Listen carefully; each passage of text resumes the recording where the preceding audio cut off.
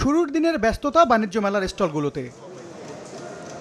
স্টলের ভেতরে বাইরে পণ্যের প্রচার প্রসারের বিজ্ঞাপন, যাতে ক্রেতা আকৃষ্ট করতে তুলে ধরা হয়েছে নানা রকম অফার। রাজধানীর পূর্বাচলে 29তম আন্তর্জাতিক বাণিজ্য মেলার পর্দা ওঠে বুধবার সকালে। রাজনৈতিক ও অর্থনৈতিক সংকট উত্তরণের চ্যালেঞ্জের মধ্যেও এবারের আয়োজনে ভালো বিক্রির প্রত্যাশা ব্যবসায়ীদের। নির্বাচনের কারণে নির্দিষ্ট টাইমে শুরু হতে পারে নাই, গতবার আমাদের একটু বেচাকেনা কম হয়েছিল।